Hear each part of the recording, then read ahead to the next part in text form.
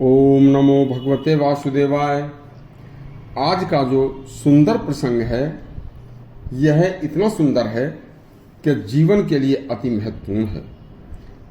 सुंदर सत्य मधुर रस भरी जो वाणी होती है वह तीनों लोकों में सम्मान दिलाती है। शास्त्र क्या कहते हैं इस पर पंडित लक्ष्मीचंद ने एक छंद लिखा है जिसमें इसमें कवि ने गागर में सागर भर दिया है और समस्त आध्यात्म भर दिया है।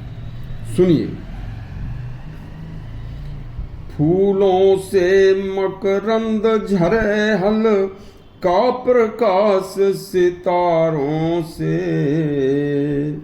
जो मंद सुगंध हवा बहती हो चारों तरफ बहारों से। ऐसी मीठी वाणी बोलो सुंदर जिव्या के द्वारों से, सुंदर सुंदर झरने झरते जैसे सावन की फुहारों से। ऐसा जीवन नित्य बनाओ सतमन के उद्गारों से, फिर चिंता ना होगी भाई नरक रूप अंगारों से। सुनिए। कठोरता भरे विस्मय वचन रूपी वाणों का संधान कभी नहीं करना चाहिए, क्योंकि कठोर वचनों से उत्पन्न क्रोध के द्वारा देवराज इंद्र ने वर्ची के कुल का विनाश कर दिया था। मनुष्य अपने गुणों का उल्लेख कभी अपने मुख से स्वयं न करे, किसी के सामने न करे, क्योंकि वामदेव को इंद्र के अनुकरण में स्वयं अपनी प्रशंसा करने के कारण लज्जित होना पड़ा था। मनुष्य को हमेशा सज्जन पुरुषों का ही संग करना चाहिए, क्योंकि संगति के कारण देवराज इंद्र की संगति से और उनके आशीर्वाद से राज ऋषि कुत्स ने भी इंद्र के समान गौरव प्राप्त कर लिया था।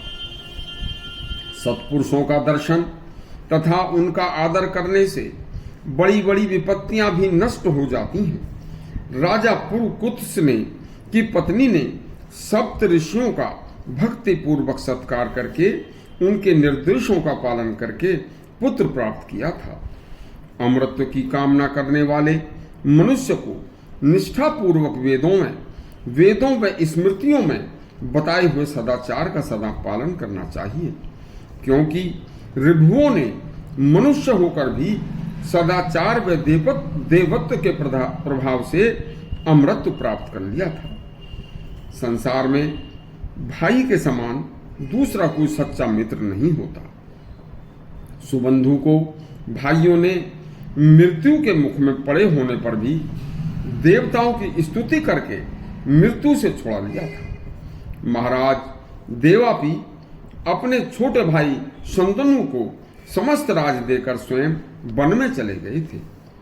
बड़े भाई को भी सदा अपने छोटे भाई को पुत्र की भांति पालन करके प्रसन्न रखना चाहिए। जिस व्यक्ति का मन निर्मल होता है उसकी देवतागण निरंतर रक्षा किया करते हैं। मनुष्यों में धन का दाता, धन का दान करने वाला धन्य है, वह इंद्र के समान श्रेष्ठ होता है। धर्म पूर्वक धन का अर्जन, धन का उदारता से दान करने वाला तीनों लोकों में प्रशंसा का पात्र होता है। मनुष्य ही नहीं देवताओं को भी अपने द्वारा किए हुए शुभ या अशुभ कर्म का फल भोगना ही पड़ता है। उपरोक्त सभी शास्त्रों के बताए कार्यों में मन वाणी वचन कर्म ही सब कुछ है। सदा सत्य प्रिय बोलो, धर्म पर चलो, कल्याण निश्चित है। यदि यह प्रसंग आपको अच्छा लगा हो तो हमारा चैनल सब्सक्राइब करें और घंटी दबाएं। धन्यवाद।